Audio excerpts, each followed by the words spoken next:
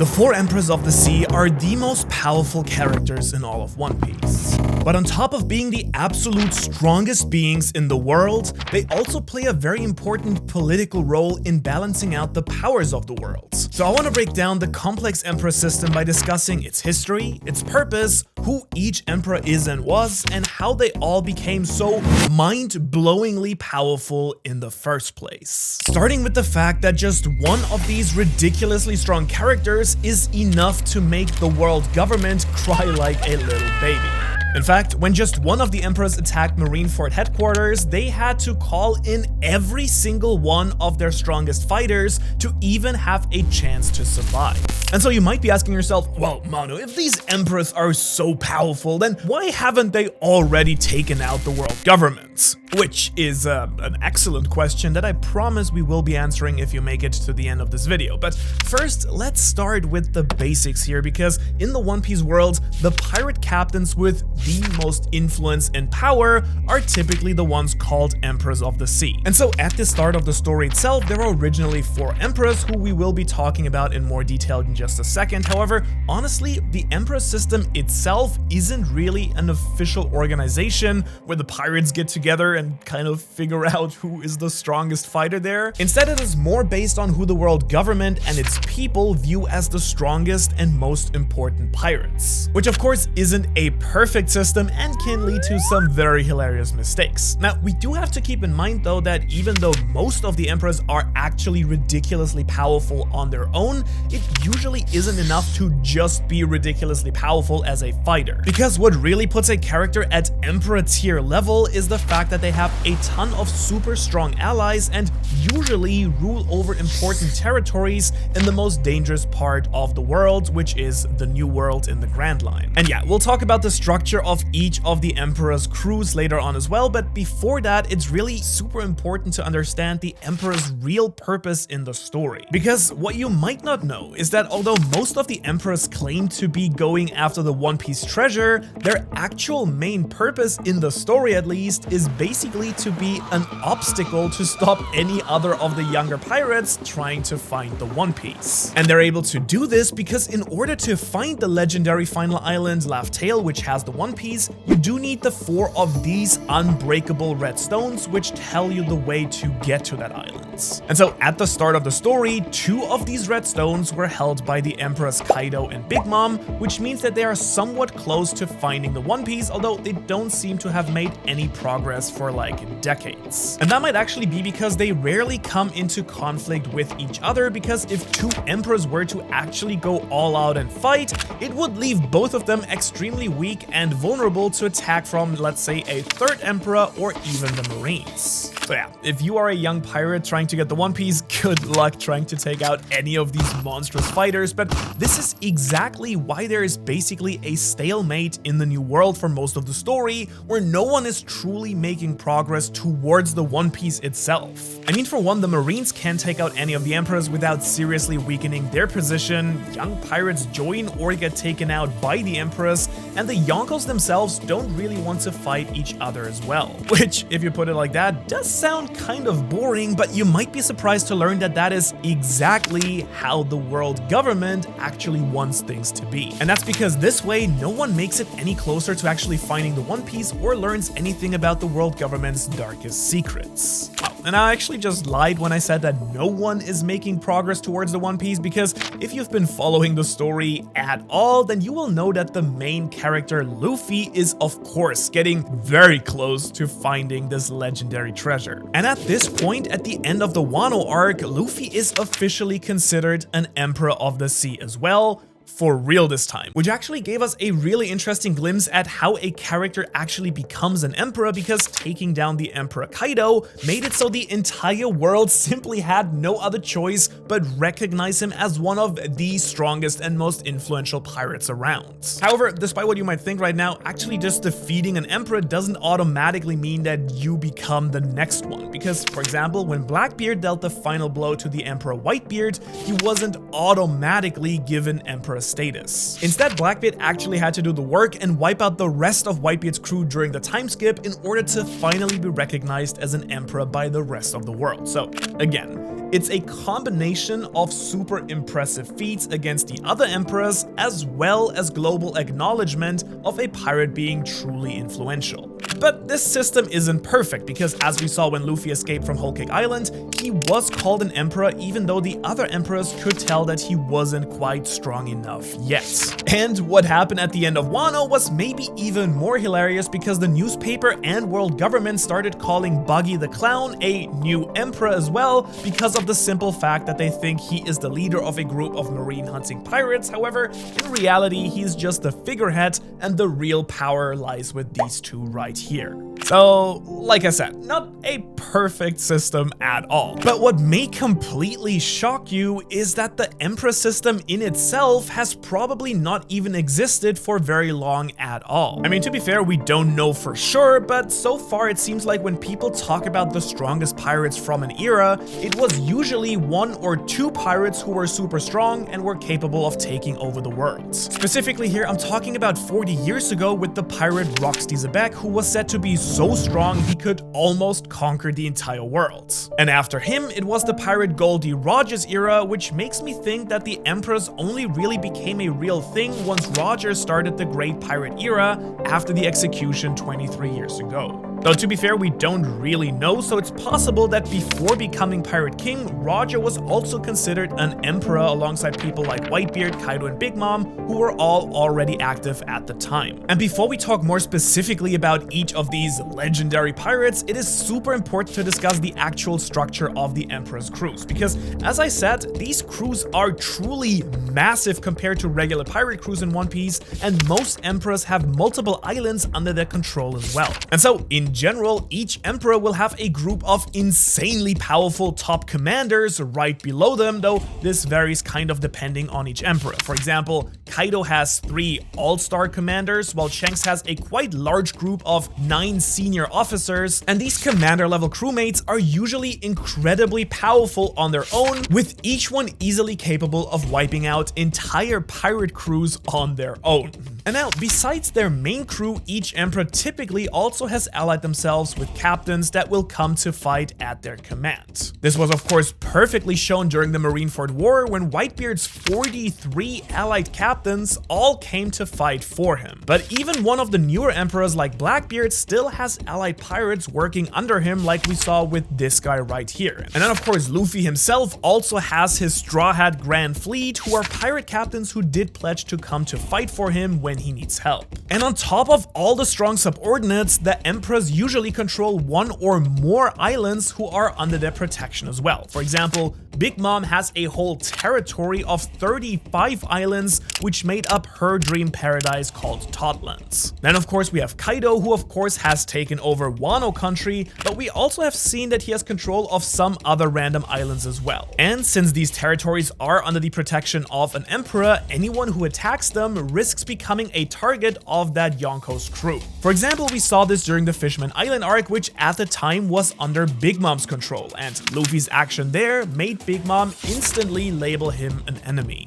On the other hand, we have characters like this guy here, who ransacked one of Shanks' territories, and we later on saw Shanks and his crew talking about getting revenge on that crew. Which, at this point, you should probably know that things are probably gonna end very badly for this ragtag bunch of Luffy supporters, but you can actually avoid that same tragic fate and get on all of the Emperor's good sides by just clicking the nice red subscribe button below this video to get more One Piece content just like this. And now, we cannot talk anymore about the Emperors without discussing the single biggest clash of Emperor level characters in the entire story. And of course, I'm talking about the giant conflict on the mysterious island of God Valley, which happened over 40 years ago. And honestly, if I had to guess, this is very likely the birthplace of the modern Emperor system itself. Because without getting into too many details here, we had the legendary 𝙻𝚎𝚐𝚐𝚗𝚍, who was the strongest pirate of his era,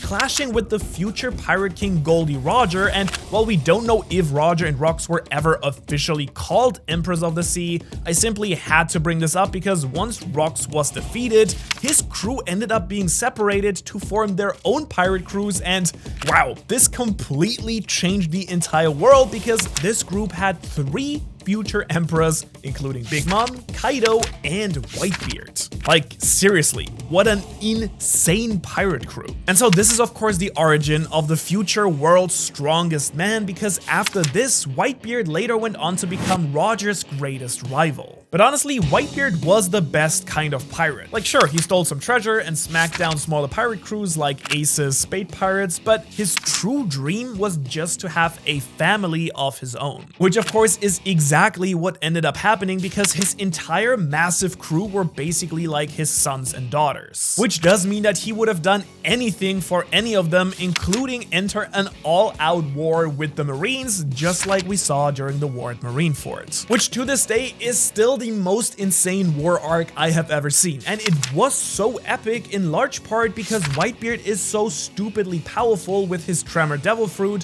which can literally destroy entire islands. But Whitebeard of course wasn't alone here, because he also had his supersized crew led by the 16 division commanders plus 43 allied pirate captains. So clearly he was a beloved captain who was well respected by his crew, allies, and even older Marines like Luffy's grandfather Garp and even the former fleet Admiral Sengoku. And I think at this point it's also incredibly important to understand that each of the emperors so far also have helped us understand Luffy's growing strength on his way to become Pirate King as well. For example, when Luffy meets Whitebeard, he was nowhere near strong enough to take out the elderly emperor, but he was able to earn Whitebeard's respect, which played a huge role later on when the emperor's crew helped out Luffy. Which makes it just completely mind-blowing that we can have well-respected emperors like Whitebeard, but then we have straight up evil emperors like Kaido. And as we've seen all throughout the Wano arc, this man is power hungry and battle crazy. In fact, for the longest time we're being told that his dream is to die a spectacular death just like his former Captain Rox or even Whitebeard. But this man takes this wish way too far, because he would literally destroy the entire world just to find a strong fighter to satisfy his insane wish. And the worst part is that he probably could actually do it, because he is just that stupidly strong. I mean, even in his base form, he was powerful enough to join Rox's crew as a teenager, and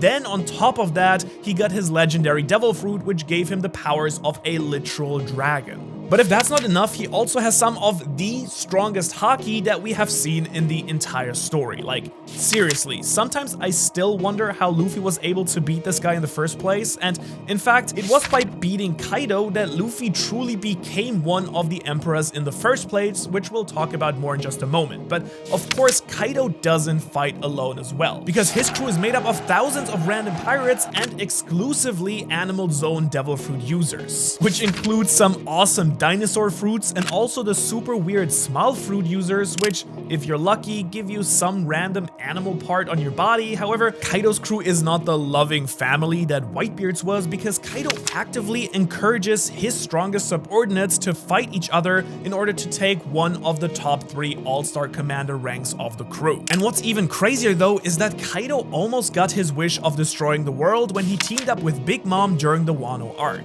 Now, before this alliance, these two actually hated each other for years, but there's no denying that Big Mom, whose real name is Charlotte Linlin, is a monstrous fighter just like Kaido, if not more so. She also was part of the infamous Rox crew from a young age, but what's even more impressive, I think, is that she took out an entire village of giants at just 5 years old. I mean, come on, that's just ridiculous. And ever since then, she's had the godlike powers of the Soul Devil Fruit as well, which let her take the lifespan of people around her and turn objects into living things. Plus, as we saw during the Whole Cake Island arc, she also has all 3 forms of haki, which meant that when Luffy snuck in to steal her road poneglyph and get his cook back, he could not seriously fight with her because he was just not strong enough yet. Which did mean that Luffy instead had to fight fight her strongest son Katakuri in order for the rest of the Straw Hats to escape the island. And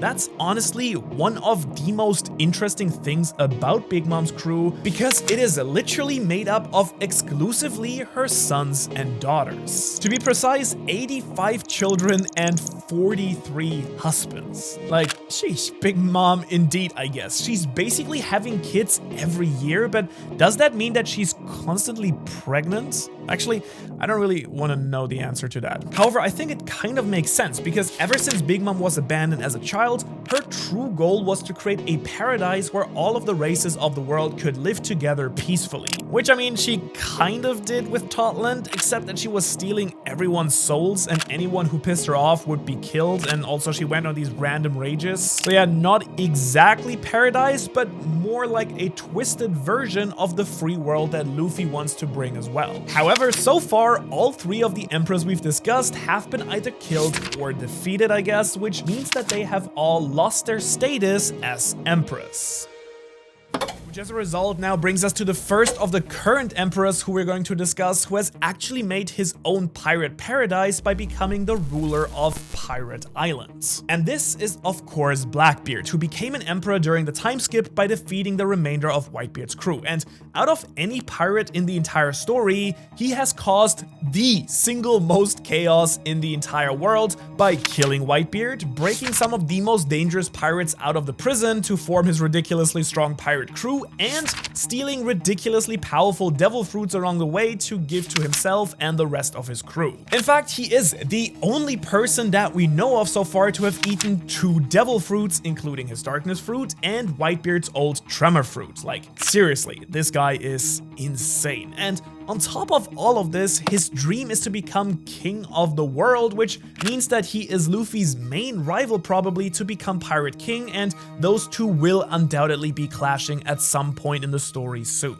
And speaking of Luffy, his path to becoming a Yonko was honestly maybe the most difficult out of anyone. I mean, he had to defeat Kaido plus go through Big Mom during the Wano arc, and he did all of this with the help of his friends, which is the true essence of Luffy's dream, I guess. Yes, we do all know that he really wants to become Pirate King, but that is only because he wants freedom for himself and the people he cares for. And so he has achieved all of this with the help of his godlike devil fruit and by learning all 3 types of advanced haki. So truly, he is worthy now of being called an emperor. Plus, of course, he has his crew, which have become incredibly strong in their own rights, and of course the Straw Hat Grand Fleet, who will come fight for him whenever he needs them. And now, while you might think that this next emperor here is a joke, I am here to tell you that Emperor Buggy should be taken very seriously as a threat to become Pirate King. That's because he recently became an emperor as the leader of the Cross Guild group, which hunts down Marines for bounties. But even though he doesn't seem to be individually all that strong, he does seem to have an incredible amount of influence in the pirate world that we should take quite seriously. That's because for whatever reason, he's always able to inspire pirates to do what he wants, which includes tricking much stronger pirates to fight for him as well. And at this point, he has the world's strongest swordsman and another one of the former warlords of the sea on his side as well, so the Emperor Team Buggy at least is no laughing matter at all. Honestly though, I've really no clue yet if he will be Luffy's ally or enemy by the end of the story, but I wouldn't be surprised at all if he would actually end up being considered the king of pirates at the end of the story as well. Which of course now leaves us with Red Hair Shanks, who in my opinion is the single strongest current emperor. And despite being Luffy's hero from the start of the story, he could actually end up being a serious rival to becoming Pirate King. Now, we do actually know for a fact that Shanks only became an emperor 6 years ago, but it is only now that Luffy has defeated Kaido that he's truly starting to pursue the One Piece treasure seriously himself. Which, who knows, might have been his dream or goal all along, and if this is the case, then he's going to be a major threat, because we've actually been told by none other than the Marines that Shanks has the most well-balanced core crew out of any of the Yonko, with high average bounties and absolutely no apparent weak spots. So yeah, good luck, I guess, taking out the red hair pirates, but what's even crazier is that it is very likely that Shanks' crew will fight in some way or form against the Straw Hats, since they do have this very similar role set up on the crew, such as a first mate, a sniper, navigator, musician, and so on and so forth. Which means that Shanks and his crew are just one of the possible endgame opponents for Luffy as an emperor, but perhaps the more likely option is not a pirate at all, but instead the entire marine and world government forces, because there is no way that the powerhouse fighters like the marine admirals will just let Luffy find the One Piece and change the world without at least putting up a serious fight. And if you've ever been confused by the entire world government marine system and want to know exactly how many marine ranks there are and how everything works and fits together, then you can watch my breakdown of the entire marine system right here. Thanks for watching, and I will see you in the next one.